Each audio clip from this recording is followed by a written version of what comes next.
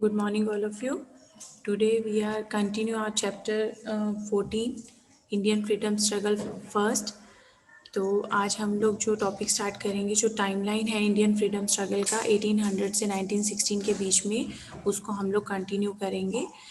1800 onward rise of social reformer, जो social reformer हैं उनका जो राइज कैसे हुआ था। There was a rise of a new leadership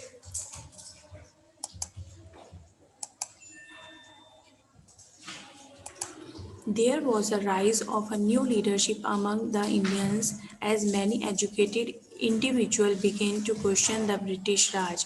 वो कह रहे हैं जो इंडियंस के बीच में लीडरशिप को लेके, एजुकेशन को लेके, जो जो सोशल रिफॉर्मर हैं, जो सामाजिक सुधारक हैं, उनका उदय हुआ था। It mark the beginning of Indian struggle for freedom. इन्होंने क्या किया था, इंडियन फ्रीडम स्ट्रगल की है, जो फ्रीडम की उन्होंने क्या है बिगनिंग की थी, शुरुआत की थी। तो लीडर्स कौन कौन थे, जो सोशल रिफॉर्मर हैं वो कौन कौन थे? Raja Ram Mohan Roy, Swami Vivekananda, Dayanand Saraswati, Syed Ahmed Khan and so on. ये जो थे ये सोशल रिफॉर्मर थे। जो टाइमलाइन बताया गया है, जो 1800 से 1916 के बीच का जो टाइमलाइन है, वो इंडियन फ्रीडम स्ट्रगल जो वन है हमारा चैप्टर 14 उसमें बताया हुआ है। तो जो सोशल रिफॉर्मर हैं, Raja Ram Mohan Roy, Swami Vivekananda, Dayanand Saraswati, Syed Ahmed Khan and so on, ये लीडर्स थे जब राइज हुआ था सोशल रिफॉर्मर का। इन्होंने बहुत सारे समाज को सुधारने के काम किए थे। तो इनका कंट्रीब्यूशन क्या था, मतलब इनका क्या सहयोग था, वो बता रहे हैं। द सोशल लीडर्स वो क्या करते थे, urged Indians to work towards improving the condition of women.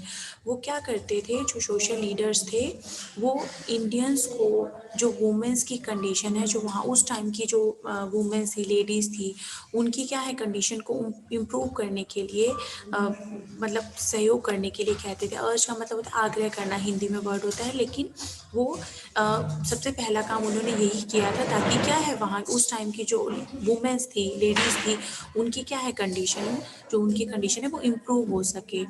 Encourage the spread of modern education among all. उन्होंने क्या किया, जो मॉडर्न एजुकेशन है उसको फैलाने की कोशिश की, सबके बीच में उसको एनकरेज किया, मतलब उसको बढ़ावा दिया, जो मॉडर्न एजुकेशन है। Criticised and fought to abolish superstitious beliefs and practice such as child marriage and sati in the society. उस टाइम पे जो क्या था, जो वो समय था, उसमें क्या है, छोटे बच्चों की जल्दी शादी कर देते थे। जो एक सती वर्ड है, जो जो लेडी है जिसके हस्बैंड की डेथ हो जाती है, तो उसको भी क्या है, अपने आप को क्या करना होता है, बर्न करना होता है साथ में। तो उन्होंने क्या किया, इसको इस जो सुपरस्टिशियस है, इसको क्या किया, ख़त्म किया। जो इन चीज़ों को क्या है ख़त्म किया, जो सोशल रिफॉर्मर है उन्होंने। सेकंड हमारा है 1885 में क्या हुआ था, formation of Indian national Congress. जो फॉर्मेशन हुआ था, स्थापना हुई थी किसकी, आईएनसी की। ये फुल फॉर्म है आईएनसी की, जो 1885 में हुआ था। हमें ईयर याद करने पड़ेंगे भी। अगर आपसे कोई पूछे था इंडियन नेशनल कांग्रेस जो आईएनसी है वो कब बना था, तो 1885 में। The Indian national Congress was form the unite Indian politically. तो ये जो इंडियन नेशनल कांग्रेस है ये कब बना था, किसके लिए बना था, यूनाइट इंडियन पॉलिटिकली, मतलब इंडियन जो है उनके लिए बना था। इनके लीडर्स कौन कौन थे, the INC was set up by, अब किन्होंने इसको सेटअप किया, जो इंडियन नेशनल कांग्रेस है उसको एलन ऑक्टेवियन ह्यूम, रिटायर्ड, जो क्या थे, एक रिटायर्ड इंग्लिश ऑफिशियल थे। अदर और अदर लीडर्स कौन थे, दादा भाई नारोजी, सुरेंद्र नाथ बनर्जी एंड सो ऑन। तो ये उन्होंने दो तीन नाम बताए हैं, जो क्या थे, इंडियन नेशनल कांग्रेस के क्या थे, लीडर्स थे। अब इनके एम्स क्या थे, जो आईएनसी था उसके एम्स क्या थे, उसके उद्देश्य क्या थे। द अर्ली नेशनल लीडर्स, जो नेशनल लीडर्स थे वो क्या करते थे,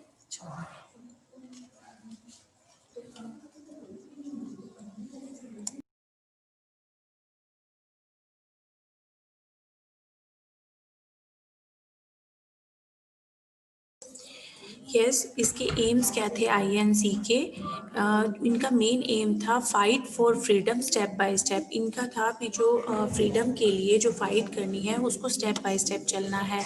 ऐसा नहीं है अभी एकदम से ही आपको फ्रीडम मिल जाएगी। Asked for greater participation of Indian in administration and policies. तो वो क्या करते थे, जो इंडियन एडमिनिस्ट्रेशन और पॉलिसीज़ है उनका वो उसमें पार्टिसिपेशन के लिए पूछते थे, सबसे ही पूछते थे। Argued argued for the inclusion of Indians in legislative assembly and council।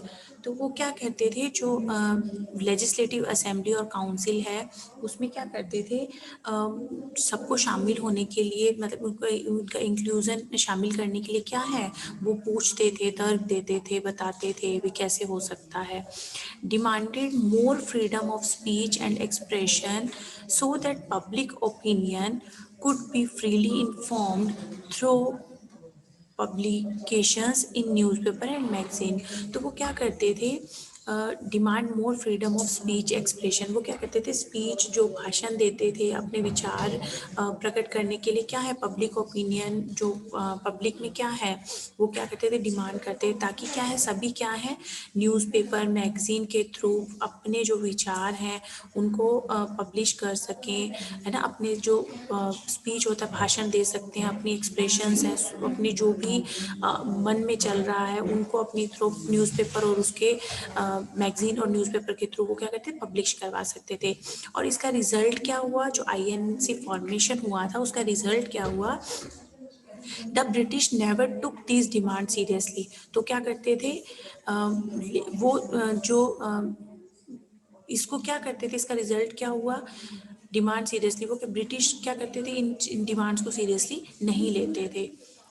जो आईएनसी ने काम किया उसके उससे वो उसको सीरियस नहीं लेते थे। फिर आ जाते हैं हमारा थर्ड जो है 1857 रिवॉल्ट ऑफ 1857, जो 1857 में हुआ था। After 100 year of battle of Plassey, जब बैटल ऑफ प्लासी था, जो प्लासी का युद्ध था, उसके 100 ईयर्स बाद the Indian people rose in revolt against the British rule in 1857। तो वो क्या हुआ, जो वो कह रहे हैं 1857 में जो रिवोल्ट हुआ ब्रिटिश के जो खिलाफ हुआ, this revolt is known as, और इस रिवोल्ट को जो 1857 में हुआ वो कह रहे हैं उसको रिवोल्ट ऑफ 87 नाम दिया। और कई लोग इसको हिस्ट्री में इसका किस नाम से जाना जाता है, first war of Indian independence, जो फर्स्ट वॉर इंडियन इंडिपेंडेंस के नाम से भी जाना जाता है। लीडर्स ऑफ द रिवोल्ट, अब इस जो जो ये वाला रिवोल्ट था उसके लीडर्स कौन कौन थे, मंगल पांडे, रानी लक्ष्मीबाई, नाना साहिब, तात्या टोपे, कुंवर सिंह, बेगम हजरत महल एंड एम्परर बहादुर शाह जफर। ये उन लीडर्स के नाम हैं जो इस रिवोल्ट में, जो 1857 का रिवोल्ट था उसमें शामिल हुए। कौन कौन थे वापिस से देखिए, मंगल पांडे, रानी लक्ष्मीबाई, नाना साहिब, तात्या टोपे, कुंवर सिंह, बेगम हजरत महल एंड एम्परर बहादुर शाह जफर।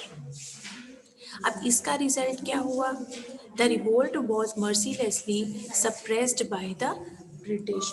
उन्होंने क्या किया, जो ब्रिटिश थे उन्होंने क्या किया, बड़े क्रूर तरीके से, मर्सीलेसली तो जो क्रूर तरीके से, निर्दयी तरीके से इसको क्या किया, सप्रेस्ड, दबा दिया इस रिवोल्ट को, जो 1857 का था उनको ब्रिटिश के थ्रू उसको दबा दिया गया। फिर next is 1858 end of EEIC rule. EEIC English East India company, हम लोग इसके पहले बात कर चुके हैं। वो 1858 का जो बता रहे हैं एंड कैसे हुआ ईईआईसी रूल का। आफ्टर द रिवोल्ट ऑफ 1857, जो 1857 का रिवॉल्ट था उसके नेक्स्ट ईयर 1858 में जो ईईआईसी है वो केम टू एन एंड। जो ईस्ट इंडिया, जो इंडियन ईस्ट इंडिया कंपनी है, इंग्लिश ईस्ट इंडिया कंपनी है, उसका क्या हुआ, एंड हुआ। And India came under the direct rule of British crown. तो इंडिया क्या आई, ब्रिटिश क्राउन के अंडर में आ गई। उस टाइम पे एम्प्रेस कौन थी इंडिया की, queen Victoria become the empress of India. अगर आपसे कोई क्वेश्चन पूछे, जो क्वीन विक्टोरिया है वो इंडिया में एम्प्रेस कब बनी थी, 1858 में। तो ये एंड ऑफ EEIC रूल था, जो इंग्लिश ईस्ट इंडिया कंपनी है उसका एंड कब हुआ था। Next topic is partition of Bengal. Partition of Bengal कब हुआ था? 1905 में जो पार्टीशन ऑफ बंगाल हुआ था, तो the British announce a division of Bengal into two parts. जो ब्रिटिश है उन्होंने जो डिवीजन हुआ था बंगाल का, ईस्ट और वेस्ट बंगाल दो पार्ट्स में हुआ था। इसके कॉजेज क्या थे, कारण क्या क्या थे? The following were the causes behind the partition of Bengal. क्या क्या थे इसके जो कॉजेज थे, कारण क्या क्या थे? The British declare that the Bengal province was too large to be under one administration. कह रहे हैं जो ब्रिटिश था, जो बंगाल के जो प्रांत थे वो क्या थे, डिक्लेयर किए गए क्योंकि वो अ, बड़े लार्ज, मतलब उस टाइम पे वो बहुत बड़े प्रांत थे। तो the actual purpose was the British policy of divide and rule. जो ब्रिटिश का क्या है, जो एक्चुअल पर्पस क्या था, उनकी क्या पॉलिसी थी? Divide and rule. ये उनकी जो पॉलिसी थी, which sought to weaken the unity of Hindu and Muslim in Bengal. जिसको क्या है, बंगाल में जो उनकी यूनिटी थी हिंदू और मुस्लिम की, उनका रूल क्या था? उनका ब्रिटिश का ये एक्चुअल में पर्पस था डिवाइड एंड रूल करना। इस पे क्या इफेक्ट, इससे उनके इफेक्ट क्या पड़ा? Many Indian leaders strongly opposed the partition of Bengal. जो इंडियंस थे उन्होंने क्या किया? स्ट्रांगली अपोज्ड किया, जो पार्टीशन ऑफ बंगाल का था उसको अपोज्ड किया। They felt the need of protest more effectively. अब उन्होंने क्या किया, इसको महसूस किया, बहुत अच्छे से उन्होंने इस चीज़ को महसूस किया। And therefore came up with idea swadeshi and boycott. तो जो स्वदेशी और बॉयकॉट मूवमेंट थे, जो स्वदेशी का मतलब होता है ना जो इंडियन चीज़ें यूज़ करें, और बॉयकॉट होता है जो इंग्लिश, जो बाहर की चीज़ें होती हैं उनका बहिष्कार करें। तो ये कौन से ईयर में आया? 1905 में। जो ये मूवमेंट्स हैं ये उस 1905 में, 1905 में आए थे। तो ये कब तक इनका टाइम पीरियड बताया? 1905 से 1908 तक। स्वदेशी एंड बॉयकॉट मूवमेंट। स्वदेशी and boycott movement continue for 3 years. वो कह रहे हैं ये कितने साल तक चले कंटिन्यू? 3 ईयर्स तक चले। तो वो स्वदेशी का मतलब बता रहे हैं, this movement encourage the use of goods manufactured by Indians. वो कह रहे हैं जो इंडियंस के जो बनी हुई चीज़ें हैं उनको उनके यूज़ को इनक्रेज, मतलब उनका ज़्यादा से ज़्यादा यूज़ करना। और बॉयकॉट का मतलब है the following were the three aspect of the movement. मतलब उनका जो स्वदेशी का मतलब, तो ये वो कह रहे हैं भी जो इंडिया में बनी हुई चीज़ें हैं उनका ज़्यादा से ज़्यादा यूज़ करना, उनको एनकरेज करना यूज़ करने के लिए। और बॉयकॉट इनका क्या, इनके एस्पेक्ट क्या क्या थे? National leaders appealed the Indian to boycott और stop using goods made in England and other part of Europe. वो कह रहे हैं नेशनल जो लीडर्स हैं उन्होंने अपील की, मतलब उन्होंने अपील की इंडियन से भी वो बॉयकॉट करें, मतलब बहिष्कार करें जो चीज़ें इंग्लैंड में और यूरोप के अदर पार्ट्स में जो चीज़ें बनती हैं उनका बहिष्कार करें, मतलब उनको यूज़ ना करें। They encouraged people to give up British jobs, titles and not go to British schools and college. उन्होंने लोगों को encourage किया कि वो जो ब्रिटिश लोगों के यहाँ जॉब करते थे उनको उनको गिव अप कर दें, उनको छोड़ दें, और उनके टाइटल्स कोई भी ना लें, और उनके जो बने हुए स्कूल कॉलेज हैं उनमें भी ना जाएं, मतलब कुल मिला के उनका बहिष्कार करें। British goods were publicly burned and Vande Mataram become the song to unite people against the partition। तो उनका मेन मोटिव क्या था? जो उनकी चीज़ें हैं उनको जलाएं, और वंदे मातरम क्या है जो सॉन्ग है उसको अ, उसको उसको ज़्यादा से ज़्यादा यूज़ करें। मतलब उसका रिज़ल्ट क्या था? बहुत सारी जो मैनी टेक्सटाइल मिल्स हैं, हैंडलूम्स हैं, यूनिट्स हैं, है ना, मैच बॉक्स फैक्ट्रीज हैं, were open in Bengal to produce good to meet the needs of Indian people. तो वो कह रहे हैं बहुत सारी, इसका रिजल्ट क्या हुआ? बहुत सारी जो टेक्सटाइल मिल्स हैं, हैंडलूम है ना, बहुत सारी मैच बुक्स फैक्ट्रीज हैं बंगाल में ओपन हुई जिससे क्या है इंडियन लोगों को ज़्यादा से ज़्यादा काम भी मिलता था और चीज़ें भी मिलती थी। उसके बाद नेक्स्ट है जो 1905 है 1905 है beginning of armed revolutions by Indian. तो उसकी शुरुआत हुई जो इंडियंस जो रेवोल्यूशन हुए थे, क्रांति हुई थी, उसको क्या है उसकी शुरुआत हुई थी। After the British efforts to partition Bengal many revolutionary groups were formed in different part of the country. वो कह रहे हैं भी इन्होंने बहुत सारे एफर्ट्स करने के बाद क्या हुआ, जो बंगाल का क्या है पार्टीशन हुआ और बहुत सारे जो रेवोल्यूशनरी ग्रुप होते हैं वो बने। रेवोल्यूशनरी होते हैं जो मतलब क्रांतिकारी ग्रुप जिसको बोलते हैं वो बने, कंट्री के अलग अलग पार्ट में बने। Member of these groups took up arms to fight against the British. Many willingly sacrificed their lives to gain independence. तो बहुत सारे वो कह रहे हैं इन ग्रुप्स के मेंबर ने क्या किया, ब्रिटिश जो ब्रिटिश लोग हैं उनके खिलाफ वो लड़े और अपनी वो कह रहे हैं इच्छा से उन्होंने सेक्रीफाइस करके मतलब अब कईयों ने तो अपनी वो कह रहे हैं जान भी गंवा दी, अपनी मतलब अपनी जान भी गंवा दी इंडिपेंडेंस के लिए, आज़ादी पाने के लिए उन्होंने गंवा दी। अब इम्पोर्टेंट रेवोल्यूशनरीज कौन कौन से हैं, वो कह रहे हैं कौन कौन से हैं।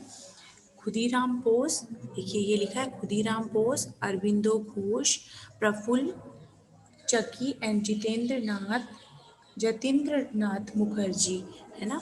तो ये इम्पोर्टेंट रेवोल्यूशनरीज हैं जिन्होंने 1905 में जब हुई बिगनिंग हुई आर्म्ड रेवोल्यूशन इंडियंस ने जो शुरू की थी। तो वो कह रहे हैं अभी इसके अलग अलग जब बंगाल का पार्टीशन हुआ तो अलग अलग ग्रुप बन गए। तो इस जो लोगों ने जो ग्रुप बनाकर क्या है वो आज़ादी के लिए उन्होंने क्या है बहुत सारी जो है सेक्रीफाइस किए, है ना। फिर 1911 में 1911 annulment of partition of Bengal. तो वो क्या है जो पार्टीशन ऑफ बंगाल है वो क्या हुआ, एनलमेंट, एनलमेंट का मतलब होता है रद्द होना, है ना। As a result of mass protest by Indians, the British Indian government announced the annulment of the partition of Bengal। अब वो कह रहे हैं इसका रिजल्ट क्या हुआ जब ये बिगनिंग हुई, तो उसके बाद 1911 में क्या हुआ, गवर्नमेंट ने जो ब्रिटिश इंडियन गवर्नमेंट थी उन्होंने क्या किया, जो पार्टीशन ऑफ बंगाल हुआ था उसको क्या है रद्द कर दिया। In this year the seat of central government was also shifted from Calcutta to Delhi. जो कोलकाता है आज उसको पहले कैलकाटा नाम से जानते थे, जो अभी कोलकाता है। तो इस साल में जो 1911 है 1911 है उसमें क्या हुआ, जो सेंट्रल गवर्नमेंट की सीट थी वो शिफ्ट हो गई कहाँ से, कलकत्ता से न्यू दिल्ली शिफ्ट हो गई। नेक्स्ट इज 1915 टू 16 में क्या हुआ, foundation of the home rule leagues. उसकी होम रूल लीग की क्या है वो हुआ 1915 से 16 में। Indian national leaders supported the British during world war first. They hoped that the Raj would accept their demand for self government. तो उन्होंने क्या किया, जो इंडियन नेशनल लीडर हैं उन्होंने सपोर्ट किया, इंडियन नेशनल लीडर है ब्रिटिश को सपोर्ट किया वर्ल्ड वॉर फर्स्ट में, जो वर्ल्ड वॉर फर्स्ट हुआ था उसमें सपोर्ट किया उन्होंने। उनको ये होप थी जो Raj accept their demand for self government, उनका जो सेल्फ गवर्नमेंट था जिसको सेल्फ गवर्नमेंट होती है जो खुद की सरकार होती है वो उनको एक्सेप्ट करेगी, उनके रूल्स को एक्सेप्ट करेगी, उनको ये उम्मीद थी। तो इसमें जो लीडर्स थे सच एज बाल गंगाधर तिलक, एनी बेसेंट, इन्होंने स्टार्ट किया two home rule leagues when many Indians realized that the British had no intention of giving up power over India। तो जो लीडर्स थे बाल गंगाधर तिलक और एनी बेसेंट, इन्होंने दो होम रूल लीग थे उसको उसको शुरू किया। जब वो क्या थे, वो बहुत सारे इंडियंस ने रियलाइज़ किया कि जो ब्रिटिश है वो अपना इंटेंशन नहीं हटाएंगे, अपनी पावर को वो गिव अप नहीं करेंगे, और जो वो इंडिया के ऊपर जो उनकी पावर थी उसको गिव अप नहीं करेंगे। तो उस टाइम जो लीडर्स थे बाल गंगाधर तिलक और एनी बेसेंट, जिन्होंने दो होम रूल लीग की वो स्टार्ट किया था। और इनके एम क्या थे, इस लीग के एम क्या थे, उद्देश्य क्या थे? The league tried to convince all Indian about the need for, किस बात उनको इस लीग में उन्होंने क्या किया, इंडियंस को कन्विंस करने के स्टार्ट किया? Freedom from British operation. तो उन्होंने क्या किया, ब्रिटिश का जो वो उनको ऑपरेशन का मतलब होता है उत्पीड़न, जो ब्रिटिश उनको तरह तरह से उनको परेशान करते थे, उससे उनको फ्रीडम मिले, है ना। जो ब्रिटिश का जो उत्पीड़न था, जो जैसे जो उनको परेशान करते थे, उसको उनको फ्रीडम मिले। इस जो होम रूल लीग था, इसका जो एम था सेल्फ रूल बाय इंडियंस, जो रूल्स इंडियंस अपने स्व नियम अपने बना सके, अपने खुद के नियम बना सके। और इसका इस जो होम रूल लीग में एक तिलक ने एक स्लोगन दिया था, क्या दिया था? Swaraj is my birth right and I shall have it, मतलब स्वराज मेरा जो है जन्मसिद्ध अधिकार है और मैं इसको लेके रहूँगा। ये किन्होंने दिया था? ये कई बार क्वेश्चन आपसे पूछा जाता है, किसने दिया था ये? तिलक ने, बाल गंगाधर तिलक ने ये जो है स्लोगन दिया था।